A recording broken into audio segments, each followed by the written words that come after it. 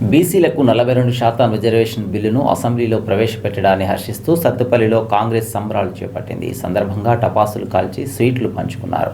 కాంగ్రెస్ ఎన్నికల హామీని నిలబెట్టుకున్నట్లు నేతలు తెలిపారు. ఈ క్రమంలో వారు మాట్లాడారు.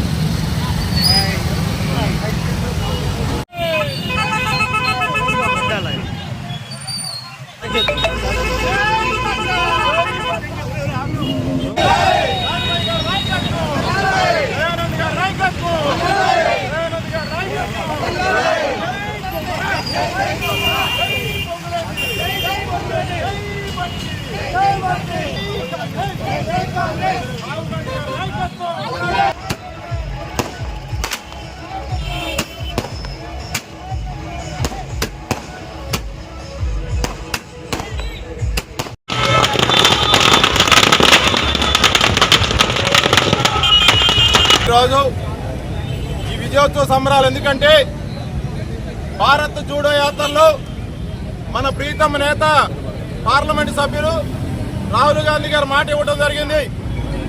ప్రభుత్వం అధికారంలోకి వస్తే రాష్ట్రంలో కానీ కేంద్రాల్లో కానీ 42% బీసీ బిల్లును ఆమోదిస్తామని చెప్పారు.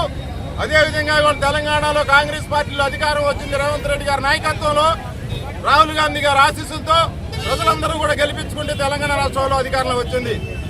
ఆనాడు ఇచ్చిన మాట ప్రకారం నిన్న అసెంబ్లీలో 42% బీసీ బిల్లు ప్రవేశపెట్టి స్థానిక సంస్థల్లో కానీ విద్యా ఉపాధి అవకాశాల్లో కూడా 42% ప్రవేశపెడతామని మాట ఇచ్చి కేంద్రం దగ్గర పంపించడం జరిగింది. మరి ఈరోజు బీసీ వర్గాల్లో ఇది నిజమైన పండుగ.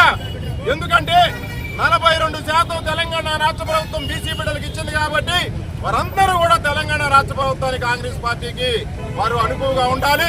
రేపు భవిష్యత్తులో జరిగే ఎన్నికల్లో కూడా బీసీ బిడ్డలందరూ కూడా కాంగ్రెస్ పార్టీకి అనుకూలంగా కోరుకుంటూ అదేవిధంగా రాజీవ్ యువ వికాస్ యోజన కింద ఎస్సీ ఎస్టీ బీసీ బిడ్డలకు 3 లక్షల రూపాయలు ఆర్థిక సాయం అందించడానికి తెలంగాణ కాంగ్రెస్ ప్రభుత్వం ఏర్పాటు చేయడం జరిగింది.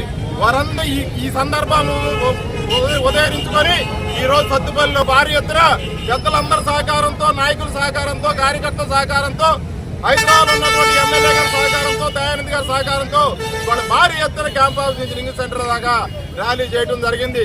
ఈ అందరూ కూడా మనస్ఫూర్తి